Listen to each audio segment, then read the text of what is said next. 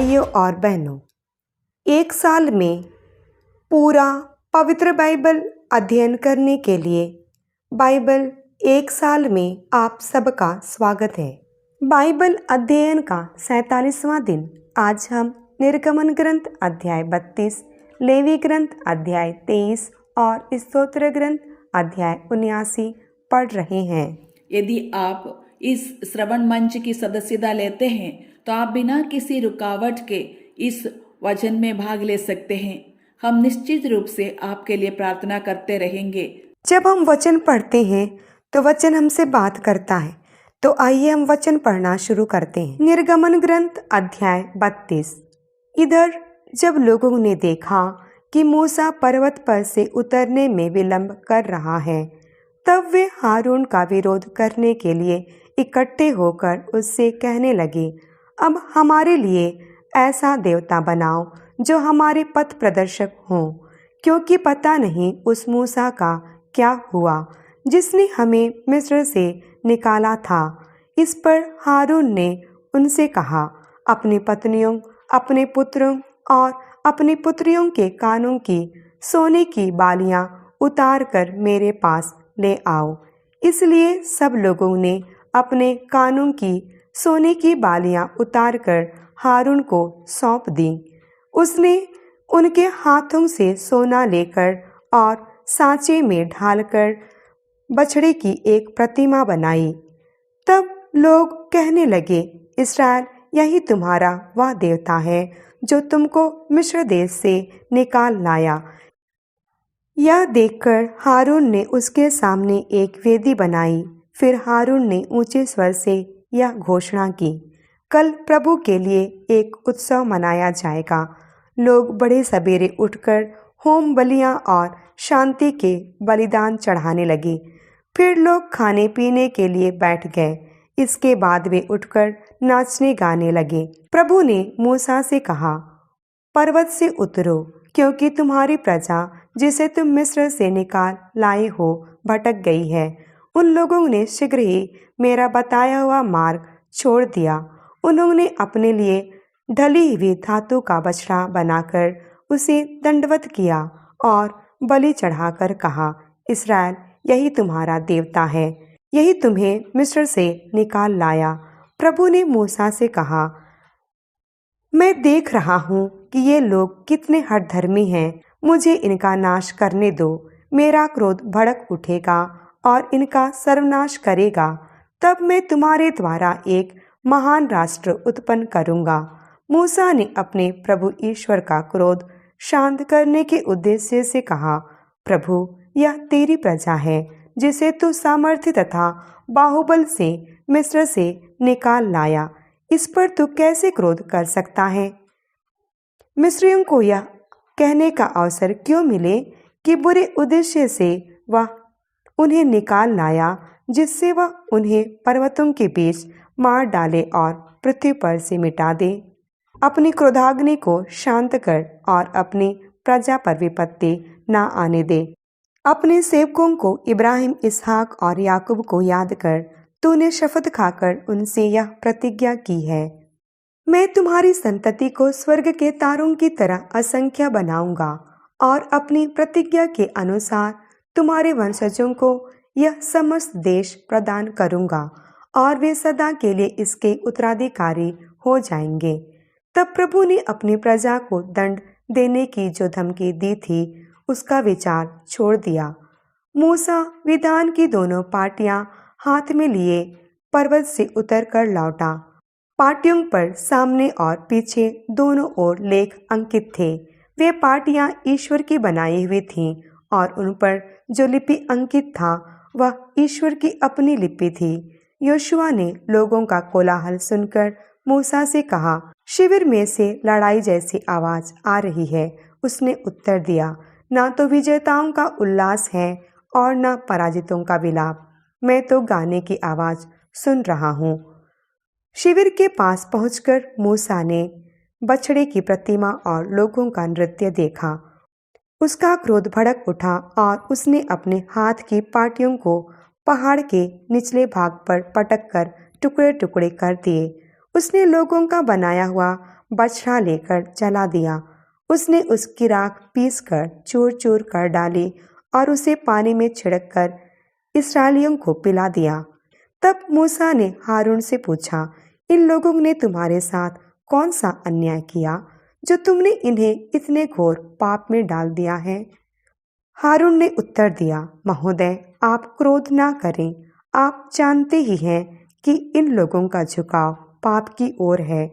इन्होंने मुझसे कहा, हमारे लिए एक ऐसा देवता बनाइए जो हमारे आगे आगे चले, क्योंकि हम नहीं जानते कि जो मनुष्य हमको मिस्र से निकाल लाया उस मूसा का क्या हुआ। तब मैंने इनसे कहा, जिसके पास सोने के आभूषण हो वे उन्हें उतार कर ला दें। उन्होंने मुझे सोना ला दिया। मैंने उसे आग में डाला और इस प्रकार यह बछड़ा बन गया। जब मूसा ने देखा कि लोग उच्छृंखल हो गए हैं और हारून ने उन्हें नियंत्रण में नहीं रखा है, जिससे वे अपने शत्रुओं के लिए हंसी के पात्र बन गए हैं, तो उसने शिविर के प्रवेश पर खड़ा होकर कहा, जो प्रभु का साथ देता है वह मेरे पास आए। सब लेवी उसके पास आए। उसने उनसे कहा, प्रभु इस्राएल के ईश्वर का यह कहना है, तुम में से प्रत्येक अपनी तलवार अपनी कमर में बांध ले और शिविर में एक सिरे से दूसरे सिरे तक जाकर सबों को मार डाले, चाहे वे अपने भाई, मित्र या पड़ोसी ही क्यों ना हो। लेवियों ने मूसा के आदेश का पालन किया। उस दिन लगभग 30,000 व्यक्ति मारे गए। इसके बाद मूसा ने कहा, आज तुम प्रभु को अर्पित हो गए हो, क्योंकि तुमने अपने पुत्रों और भाइयों का विरोध किया और प्रभु ने इस दिन तुमको आशीर्वाद दिया। दूसरे दिन मूसा ने इस्राएलियों से कहा, तुम लोगों ने घोर पाप किया है। मैं अब पर्वत पर प्रभु के पास जा रहा हूँ। यदि हो सका तो मैं तुम्हारे पाप का प्रायश्चित करूँगा। मूसा ने प्रभु के पास आकर कहा, हाय, इन लोगों ने घोर पाप किया है। इन्होंने अपने लिए सोने का देवता बनाया है। ओह, यदि तू इन्हें क्षमा कर दे, नहीं तो मेरा नाम अपनी लिखी हुई पुस्तक से निकाल दे। प्रभु ने उत्तर दिया, जिसने मेरे विरुद्ध पाप किया है उसी को मैं अपनी पुस्तक से निकाल दूंगा। अब तुम जाकर लोगों को उस स्थान ले चलो जिसे मैंने तुम्हें बताया है। मेरा दूत तुम्हारे आगे आगे चलेगा।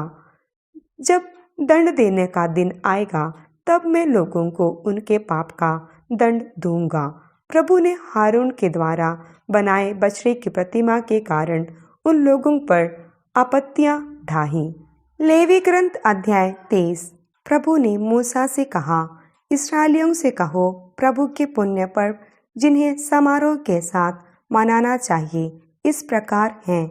तुम 6 दिन तक काम करोगे, परंतु 7वां दिन विश्राम दिवस है, वह पवित्र है। उस दिन तुम विश्राम करोगे।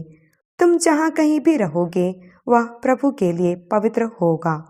प्रभु के पुण्य पर्व जिन्हें समारोह के साथ निश्चित समय पर मनाना चाहिए इस प्रकार हैं। पहले महीने के 14वें दिन संध्या समय प्रभु के आदर में पास्का है, और उस महीने के 15वें दिन प्रभु के आदर में बेखमीर रोटियों का पर्व है। तुम 7 दिन बेखमीर रोटियां खाओगे। पहले दिन तुम लोगों के लिए एक धर्म सभा का आयोजन किया जाएगा और तुम किसी प्रकार का काम नहीं करोगे। तुम 7 दिन तक प्रभु को अन्न बलि चढ़ाओगे। 7वें दिन एक धर्म सभा का आयोजन किया जाएगा और तुम किसी प्रकार का काम नहीं करोगे।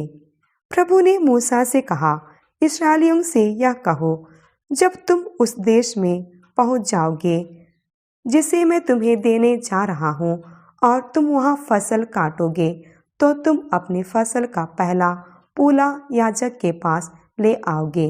वह विश्राम दिवस के दूसरे दिन उसे प्रभु के सामने प्रस्तुत करेगा, जिससे तुम्हें ईश्वर की कृपा दृष्टि प्राप्त हो जाए। जिस दिन यह क्रिया संपन्न हो उस दिन तुम प्रभु को होम बलि के रूप में 1 वर्ष का एक अदोष मेमना चढ़ाओगे। उसके साथ अन्नबलि के रूप में जैतून के तेल से सना हुआ 2 सेर मैदा चढ़ाओ और अर्घ के रूप में 1 सेर अंगूरी।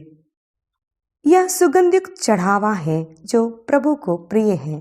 उस दिन तक अर्थात जब तक तुम अपने ईश्वर को यह चढ़ावा अर्पित न करो, रोटी और भुने या ताजे दाने मत खाओ।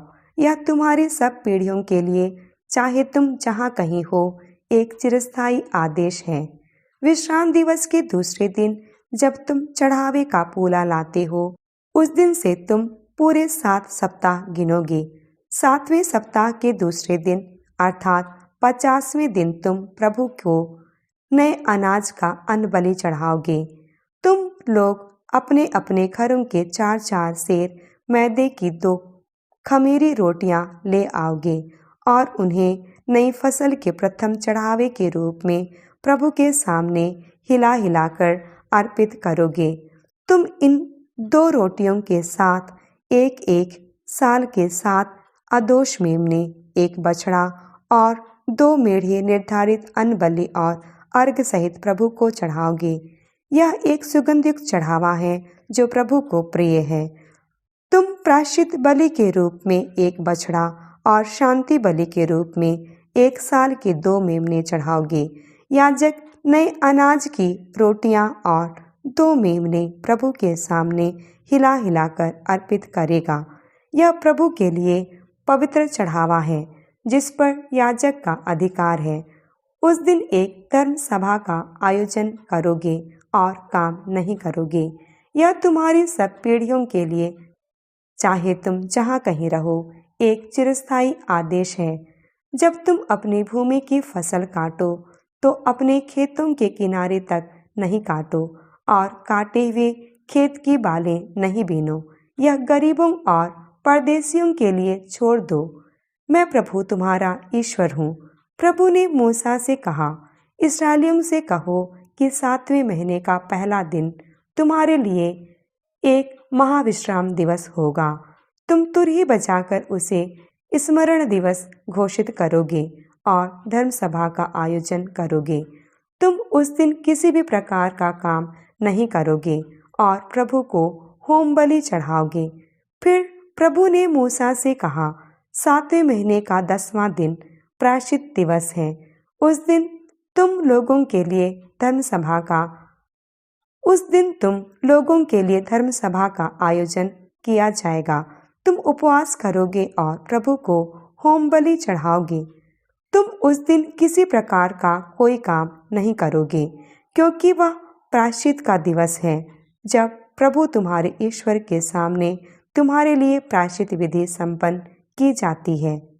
जो उस दिन उपवास नहीं करेगा वह अपने समुदाय से बहिष्कृत किया जाएगा। जो उस दिन काम करेगा मैं उसे उसके समुदाय से निकालकर उसका विनाश करूंगा। तुम कोई भी काम नहीं करोगे। यह तुम्हारी सब पीढ़ियों के लिए, चाहे तुम जहाँ कहीं रहो, एक चिरस्थायी आदेश है। यह तुम्हारे लिए महाविश्राम दिवस होगा। तुम उस दिन उपवास करोगे। तुम महीने के 9वें दिन के शाम से दूसरे दिन के शाम तक विश्राम दिवस मनाओगे। प्रभु ने मूसा से यह भी कहा, इस्राएलियों से कहो कि 7वें महीने के 15वें दिन प्रभु के आदर में शिविर पर्व प्रारंभ होगा। वह 7 दिन तक मनाया जाएगा। उसके प्रथम दिन धर्म सभा का आयोजन किया जाएगा और तुम किसी प्रकार का काम नहीं करोगे। तुम 7 दिन प्रभु को होम बलि चढ़ाओगे। 8वें दिन लोगों के लिए एक धर्म सभा का आयोजन किया जाएगा और तुम प्रभु को होम बलि चढ़ाओगे। उस दिन समापन समारोह होगा और तुम किसी प्रकार का काम नहीं करोगे। ये प्रभु के पर्व हैं जिनमें तुम धर्म सभा का आयोजन करोगे और प्रत्येक की विधि के अनुसार प्रभु को होम बलि, अन्न बलि, शांति बलि और अर्घ चढ़ाओगे। इसके अतिरिक्त प्रभु को अर्पित सामान्य विश्राम दिवसों के बलिदान, मन्नत के कारण या स्वैच्छिक बलिदान चढ़ाओगे। 7वें महीने के 15वें दिन भूमि की उपज एकत्रित कर लेने के बाद तुम 7 दिन तक प्रभु के लिए उत्सव मनाओगे। पहला दिन और 8वां दिन ये महाविश्राम दिवस होंगे। पहले दिन तुम वृक्षों के सर्वोत्तम फल, खजूर की डालियां, घनी पत्तियों वाली डालियां और मंजनों की डालियां ले आओगे और 7 दिन तक अपने प्रभु ईश्वर के लिए उल्लास के साथ आनंद मनाओगे। तुम प्रतिवर्ष 7वें महीने में प्रभु के लिए 7 दिन तक यह उत्सव मनाओगे। यह तुम्हारी सब पीढ़ियों के लिए चिरस्थायी आदेश है। तुम 7 दिन तक तंबुओं में रहोगे। प्रत्येक मूल इस्राएली तंबू में रहेगा। इस तरह भावी पीढ़ियां जान जाएंगी कि जब मैं मिस्र से इस्राएलियों को ले चला तो उन्हें तंबुओं में रहने को बाध्य किया। मैं प्रभु तुम्हारा ईश्वर हूँ। मूसा ने इस प्रकार इस्राएलियों को प्रभु के निर्धारित पर्वों के विषय में बताया। स्तोत्र ग्रंथ अध्याय 79। ईश्वर गैर यहूदी तेरी प्रजा के देश में घुस आए हैं। उन्होंने तेरा पवित्र मंदिर दूषित किया और यरूशलेम को खंडहरों का ढेर बना दिया। उन्होंने तेरे सेवकों के शव आकाश के पक्षियों को खिलाए और तेरे संतों का मांस पृथ्वी के पशुओं को। उन्होंने यरूशलेम के चारों ओर रक्त पानी की तरह बहाया। मृतकों को दफनाने के लिए कोई नहीं रहा। हमारे पड़ोसी हम पर ताना मारते हैं। आसपास रहने वाले हमारा उपहास करते हैं। प्रभु, तू कब तक हम पर अप्रसन्न रहेगा? तेरा क्रोध कब तक अग्नि की तरह जलता रहेगा? अपना क्रोध उन राष्ट्रों पर प्रदर्शित कर जो तेरी उपेक्षा करते हैं, उन राष्ट्रों पर जो तेरा नाम नहीं लेते, क्योंकि वे याकूब को निगल गए। उन्होंने उसके देश को उजाड़ा। हमारे पूर्वजों के पापों के कारण हम पर अप्रसन्न ना हो। तेरी करुणा हमें शीघ्र प्राप्त हो, क्योंकि हम घोर संकट में हैं। ईश्वर हमारे मुक्तिदाता, अपने नाम की महिमा के लिए हमारी सहायता कर। अपने नाम की मर्यादा के लिए हमारा उद्धार कर। हमारे पाप क्षमा कर। गैर यहूदी राष्ट्र क्यों यह कहने पाए, कहाँ है उन लोगों का ईश्वर? हमारी आंखों के सामने राष्ट्र यह जान जाएं कि तेरे सेवकों के बहाए रक्त का प्रतिशोध लिया जाता है। बंदियों की कराह तेरे पास पहुँचे। अपने बाहुबल द्वारा मृत्युदंड पाने वालों की रक्षा कर। प्रभु, हमारे पड़ोसियों ने तेरा जो अपमान किया उनसे उसका 7 गुना बदला चुका। हम तेरी प्रजा हैं, तेरे चारागाह की भेड़ें। हम सदा तुझे धन्यवाद देते रहेंगे। हम युगों युगों तक तेरी स्तुति करेंगे। प्रियजनों, आज हम 47वां दिन पूरे कर रहे हैं। आशा है कि आप सब बड़े खुशी से साथ दे रहे हैं, आगे बढ़ रहे हैं। यदि आप वचन पढ़ते समय कहीं अटक जाते हैं, भले ही आप 1 या 2 दिन के लिए अटक जाते हैं, लेकिन दुखी ना हो, चिंता ना करें। आप इसे कवर करने का प्रयास करें। हम आपको प्यार से याद दिलाते हैं कि आपको इसी ट्रैक पर दौड़ना का प्रयास करना चाहिए, ठीक उसी दिन जिस पर हम चाह रहे हैं। इस 47वें दिन हम एक बहुत गंभीर घटना देख रहे हैं। मूसा देर से पहाड़ से नीचे आए। लोग बेचैन हो रहे हैं। मूसा गायब है, हमें नहीं पता कि मूसा कहाँ है। वो शिकायत करते हैं, इसलिए उन्होंने पूजा करने के लिए एक बछड़ा मांगा और हारून ने सोने से एक बछड़ा बनाया और उन्हें पूजा करने के लिए दिया। हमें इस रेगिस्तानी यात्रा को याद रखना चाहिए। एक महत्वपूर्ण लक्ष्य सीनाई पर्वत की तलहटी तक पहुंचना और त्योहार मनाना और यहोवा की पूजा करना था। अब वे सीनाई पर्वत की तलहटी में पूजा करते हैं, परंतु वे गलत परमेश्वर की आराधना करते हैं। वे उस चीज को ईश्वर के रूप में पूजते हैं जो ईश्वर नहीं है। क्या आप जानते हैं कि बछड़े की पूजा करके उन्होंने वास्तव में क्या किया? एबिस नामक एक मिस्री देवता थे। उस देवता का रूप बछड़े जैसा था। यहाँ सिनाई पर्वत की तलहटी में बछड़े की पूजा करके वे वास्तव में मिस्र की वापसी यात्रा कर रहे हैं। वे मिस्र के मूर्ति पूजक देवता की पूजा करते हैं, जिससे परमेश्वर द्वारा उन्हें मिस्र से बाहर लाने के सभी प्रयास विफल हो जाते हैं। 10 विपत्तियों के माध्यम से मिस्र के देवताओं की व्यर्थता, मूर्ति पूजा और बुत परस्त पूजा ने उनके दिलों में कितनी गहराई से जड़ें जमा ली थी। इस्राएल ने कितनी गहराई से बछड़े की पूजा की थी, भले ही ईश्वर ने इसे उनकी आंखों के सामने दिखाया था। यह इंगित करता है कि यह मानव हृदय में एक स्वाभाविक प्रवृत्ति सत्य पर विश्वास करने के बजाय झूठ पर विश्वास करने की होती है। उन्होंने कहा कि तुम सभी लोगों के बीच मेरे अपने लोग होंगे। परमेश्वर अब मूसा से कहते हैं कि तेरी प्रजा, आपके लोग। ईश्वर ने मूसा से कहा कि तुम्हारे लोग ईश्वर के पुत्र हैं, जिसे हम मूर्ति पूजा के माध्यम से खो देते हैं। ये खो जाता है, ये शब्द हमारे लिए एक अनुस्मारक है, जैसा कि विधान के रक्त के चिटकावा से संकेत मिलता है। मृत्यु विधान को तोड़ने का अपरिहार्य परिणाम है और प्राकृतिक परिणाम मृत्यु है। मूर्ति पूजा का नेतृत्व करने वाले 3000 लोग मारे गए। उसी समय एक महामारी लोगों को जकड़ लेती है। लेवी का गोत्र शकेम में की गई हत्या के कारण आप शाप के अधीन गोत्र था।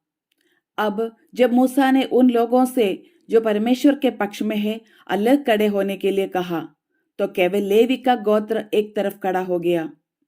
इस प्रकार ईश्वर की ओर से विमुख होने से उनका कुल भी नष्ट हो गया। इस दुखद अध्याय में महान प्रकाश यह है कि परिवार और जनजाति का अभिशाप हटा दिया गया है और लेवी जनजाति को पुरोहित जनजाति के रूप में चुना गया है। जब आप यीशु मसीह को चुनते हैं, जब आप मसीह को चुनते हैं, तो आप अभिशाप के अधीन नहीं होते। शाप से आपको मुक्त किया जाता है। यदि आप उस ऑडियो प्लेटफॉर्म की सदस्यता लेते हैं जिसे आप सुन रहे हैं, तो आप बिना किसी रुकावट के इस रीडिंग में भाग ले सकेंगे। जब तक ये आवाज कल फिर आप तक ना पहुंचे, तब तक मत भूलिए प्रार्थना करें। आपका दिन शुभ हो। प्रभु यीशु आप सबको आशीष प्रदान करे। आमीन।